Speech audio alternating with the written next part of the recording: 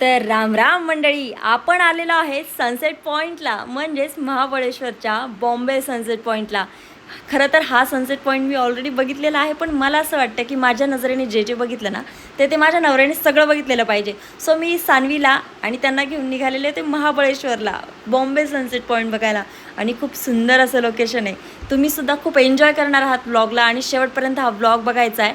पुढे गेल्यानंतर थोडा वेळ फूड कोर्टला थांबलो आणि थोडा टाईमपास झाला. सानवी बोलली, मम्मा मला खूप बोर होत आहे, मी थोडीशी कार राईड करू का? त्यानंतर तिला सानवीला एक कार राईड बुक करून दिली आणि ते झाल्यानंतर आम्ही पुन्हा एकदा निघालो सनसेट पॉईंटकडे, कारण सूर्यास्त होण्याच्या आधी आम्हाला पोहोचणं खूप गरजेचं होतं आणि खूप महत्त्वाचं होतं.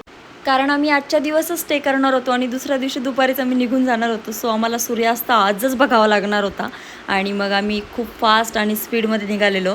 पण जाता जाता खूप सारे स्ट्रॉबेरीचे स्टॉल लागले आणि स्ट्रॉबेरी म्हटलं तर महाबळेश्वर आणि महाबळेश्वर म्हटलं तर स्ट्रॉबेरी, कारण स्ट्रॉबेरीचं माहेर घरच महाबळेश्वर आहे आणि त्या ठिकाणी भेट देणं आपलं काम आहे.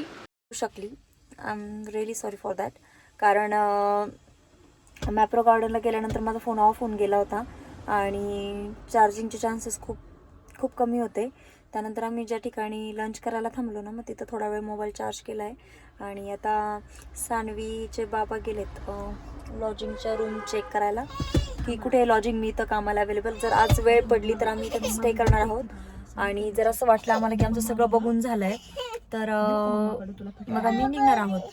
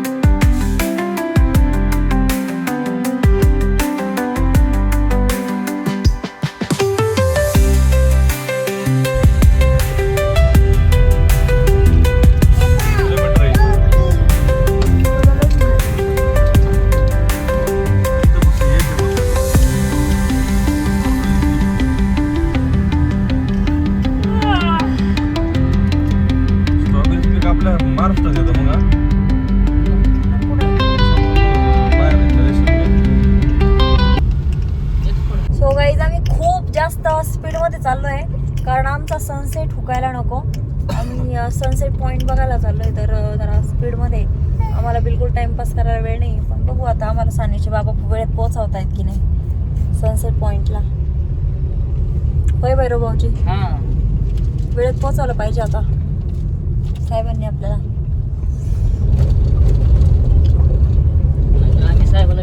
जेव्हा आपण बाहेर फिरायला येतो तेव्हा अशी कुठल्या तरी भंगार प्रकारची लूट होते आणि हे सगळ्यांना गृहीत धरावंच लागतं, कारण आपण बाहेर आलेलो असतो आणि आपल्याला या गोष्टीची काही जाणीव नसते की पुढे काय होणार आहे.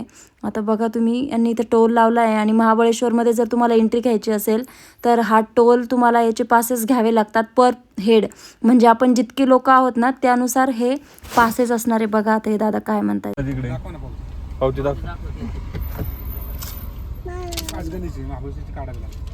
किती याची? किती लोक? 400-250 रुपये. 4 द्या. पावती कशाची? एंट्री पास आहे. हे काय, हे कशाची? 5 गणी पाहिजे. विभाग 100 रुपये असे 250 रुपये. नगर परिषद दिले ना आपण नगर परिषद दिले ना आपण तिकडे मागे. ते 5 गणीचे. 5 गणी त्याच्यावर लिहिले बघा त्या 5 गणी म्हणजे 5 गणी ओनली. पण एवढं म्हणल्यावर इथे यायला आपलं महाराष्ट्रातलं ठिकाण आहे, दुसरं काही आपण देशाच्या बाहेर नाही ना, देशाच्या बाहेर नाही ना आपण, आहे की नाही. स्थायिक त्यांना पण वार्षिक टॅक्स आहे. स्थायिकला पण वार्षिक टॅक्स गाड्यांचा असतो वार्षिक. हा, गाड्याच टॅक्स तर आपण भरतो ना ऑलरेडी बाहेर. तुमचा नंबर ठीक आहे. ते जातो ना त्याला स्कॅनर 250 रुपये देतो ना. टॅक्स मागता येईल ते. कसला टॅक्स आहे, महाराष्ट्राच्या बाहेर थोडी फिरतो. महाबळेश्वरमध्ये आम्ही आलोय मित्रांनो. हे बघा अशी महाबळेश्वर म्युन्सिपल काउन्सिल म्हणून त्यांची पावती आहे 150 रुपयाची. आणि आम्ही जेव्हा 5 गणीतून एंट्री केली तेव्हा एक त्यांनी आम्हाला पावती दिलेली आहे, ती आहे 187 रुपयाची. असं बघा 5 गणिते महाबळेश्वरमध्ये आमचे असे 350 रुपये असे वेस्ट गेलेत. आणि हे 25 रुपये वन विभागाचा पास आहे. हे आपण समजू शकतो वन विभागाचा पास आहे, कारण कसं अशा ठिकाणी जायला पास हे असतातच गेट पास, तर ते आपण समजू शकतो. पण हे एक्स्ट्राचे चार्जेस उगीच लावलेले, म्हणजे तुम्ही बघू शकताय बघा ना, खूप फालतू खर्च आहे. तर येत असाल तर ह्या गोष्टींची काळजी घ्या सगळ्यांनी आधी, की ह्यासला फालतू खर्च आधी करावा लागतो, त्यानंतर यायचं की नाही आहे महाबळेश्वरला. तुम्ही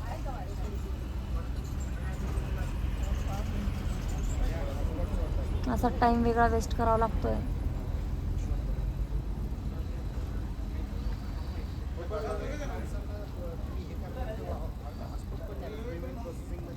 सो फिरायला आलो म्हणून असल्या फालतू गोष्टींना मागे टाकून आम्ही निघालेलो होतो पुढे. आता इथे हॉर्स रायडिंगसाठी एक खूप सुंदर असं ग्राउंड आहे, तुम्हाला माहितीच आहे. आणि कोणी जर बघितलेलं नसेल तर नक्की यायचं आहे बघायला, खूप छान लोकेशन असणार आहे. आणि फायनली आम्ही निघालेलो आहे सनसेट पॉईंटकडे, आणि आता एंट्री होणार आहे महाबळेश्वरच्या मेन मार्केटमध्ये. सो आता सगळेच पॉईंट इथेच तुम्हाला बघायला मिळणार आहेत, तर पुढे बघू काय होतं आहे ते.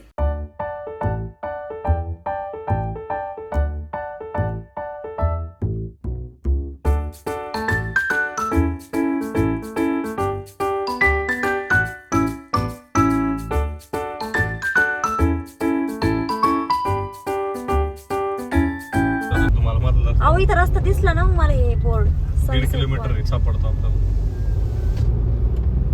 मस्त मस्त इकडे लोक वातावरण भारी बाय नाही. मग काय टेन्शन नाही. उन्हाळ्यात किती भारी. उन्हाळ्यात नाही, आता माझ्या नाही उन्हाळ्यात पण असंच राहतं विकास. पावसाळ्यात त्याच्यापेक्षा खतरनाक राहतं. पावसाळ्यात तर वाटलं तर यायला आपले भारी. धबधबे ते मस्त राहतं. असं चांगलं आहे पण आहे यायला कधीतरी. मला हे लय आवडलं, नेचर लय आवडलं इथलं. काय सुंदर इकडे रायटिंग करायला काय इकडे एक एखादी हॉरर वेब सिरीज खूप सुंदर शूट होईल. हो, आणि रेट बी चांगले राहण्याला काही एवढं हे नाही, भाडे नाही. जेवणाचं वांदे फक्त जेवण काय इकडे बाहेर नाही. तुला सांग का जेवणाचं काय करायचं तुला सांगतो. एक डायरेक्ट घर भाड्याचं घ्यायचं. का जंगल आहे रे. 10,000-15,000 रुपये महिन्याने घर भाड्यात घ्यायचं. मस्त बनवायचं ते जेवण.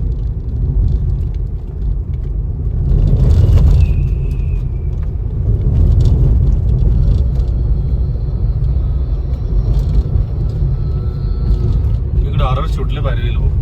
तेच सांगते ना, हॉरर वेब सिरीज भारी शूट हे राज बीच ते इकडे सगळं शूट झाले. राज पिक्चर वगैरे हे अशा जंगलांना. हा इकडेच होईल ते. त्याने ती विला वगैरे दाखवलेली इकडचे सगळे ते. रत्नागिरी रत्ना म्हणलं. सो फायनली आम्ही सनसेट होण्याच्या आधी इथं पोहोचलेलो आहे गाईज सनसेट पॉइंटला. खूप सुंदर आहे. आता पटपट पळत जातो आणि सनसेट पॉइंट बघतो. सगळ्यांची खूप एक्साइटेड.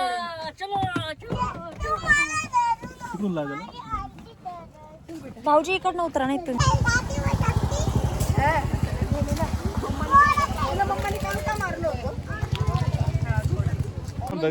काय रिझन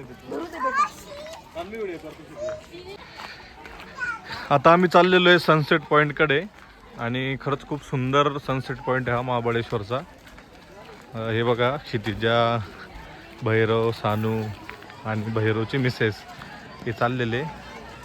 इथं बघा माहोल कसा आहे तुम्हाला दाखवते. बघा मस्त घोडे, असे घोडे इथले.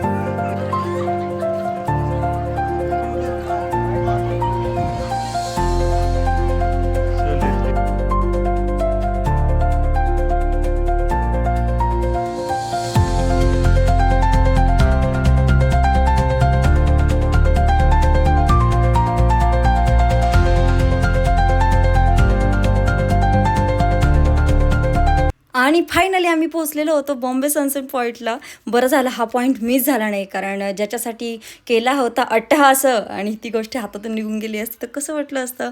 सो फायनली आम्ही इथं पोहोचलो आहे आणि तुम्ही बघा किती हजारो लोक आले ते बघण्यासाठी बॉम्बे सनसेट पॉईंटला. आणि कसा होतो इथला सूर्यास्त हे तुम्ही सगळे बघतच आहात. जर तुम्हाला ओरिजिनली बघायचं असेल तर महाबळेश्वरला नक्की विजिट करा आणि महाबळेश्वरचा आनंद घ्या. चला, इसी के साथ अपने पूरे वीडियो देखने के लिए सब्सक्राइब करो और चैनल को सब्सक्राइब करने के बाद बेल आइकॉन प्रेस करके कमेंट में लिखो कि आपका वीडियो बहुत अच्छा हुआ और हमने बहुत एंजॉय किया. Stay tune for third part. Bye bye.